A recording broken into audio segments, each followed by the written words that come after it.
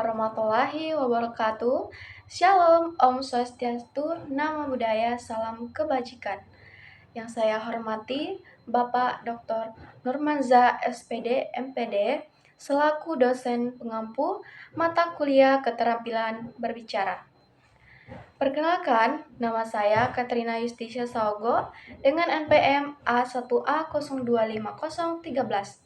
Di video ini, saya akan berkhotbah yang pertama, lakukanlah segala sesuatu dengan tidak bersungut-sungut dan berbantah-bantahan. Nah, kita langsung masuk saja. Mari kita membuka Alkitab di Filipi 2 ayat 14. Nah, di sini saya ambil satu ayat saja. Demikianlah firman Tuhan, lakukanlah segala sesuatu dengan tidak bersungut-sungut dan berbantah-bantahan. Yang sekali lagi, lakukanlah segala sesuatu dengan tidak bersungut-sungut dan berbantah-bantahan. Saudara-saudaraku yang terkasih dalam Yesus Kristus, saya yakin dan percaya bahwa dalam kehidupan kita, pasti kita melakukan yang namanya bersungut-sungut dan berbantah-bantahan. Nah, contohnya saya dulu pas di kampung, saya bersungut-sungut dan berbantah-bantahan. Karena apa? Karena saya kesal pas disuruh orang tua. Karena kan di posisi saya itu pas lagi saya buat tugas. Jadi kalau disuruh, saya pasti marah, saya pasti kesal. Karena saya nggak mau digangguin kalau lagi buat tugas. Nah, datanglah bapak saya kan.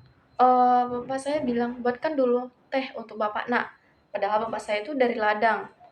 Ya, saya tahu bapak itu capek. Tapi ya karena saya lagi buat tugas, saya kesal, saya marah. Saya pergilah ke dapur kan. Tapi saya nggak nampakkan ini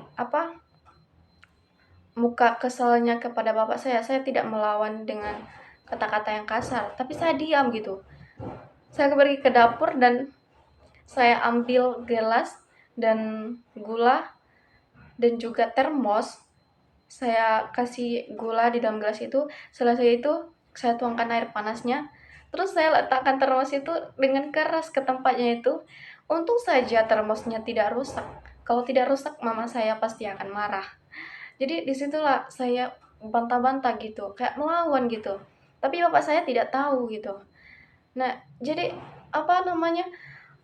perbuatan aku ini sangat tidak disukai oleh Tuhan Yesus. Jadi ayat ini adalah ayat emasnya Katrina pas Katrina disidikan. Jadi ayat ini menegur saya, Tuhan menegur saya bahwa yang saya lakukan itu bahwa tidak baik, kata Tuhan kan. Kamu jangan lagi kayak gitu Katrina. Gitu. Lakukanlah pekerjaanmu itu dengan hati yang baik, hati yang sabar gitu. Jadi kalau ini sikap kita yang bersungut-sungut dan berbantah-bantahan, Tuhan tidak suka, Tuhan tidak mau. Rasul Paulus memberitahukan kepada jemaat Filipi kalau melakukan segala sesuatu itu, janganlah kalian berbantah-bantahan dan bersungut-sungut. Nah, jadi kita boleh belajar bersama-sama supaya kita hidup tidak diwarnai dengan yang namanya bersungut-sungut dan berbantah-bantahan itu. Nah, sahabat-sahabatku di dalam Yesus Kristus, kalau sahabat-sahabat melakukan yang kayak saya, berbantah-bantahan dan bersungut-sungut, tinggalkan. Mulai hari ini berhentilah setiap kita bersungut-sungut, baik dalam pelayan, di dalam gereja kita, baik di tengah-tengah keluarga kita, bahkan di tengah-tengah bangsa kita. Nah, Tuhan bahwa kita hidup, jangan pernah kita hidup bersungut-sungut. Janganlah kamu melakukan segala sesuatu dengan tidak bersungut-sungut dan berbantah-bantahan. Nah, ini penting sehingga kita bisa mengalami berkat-berkat daripada Tuhan.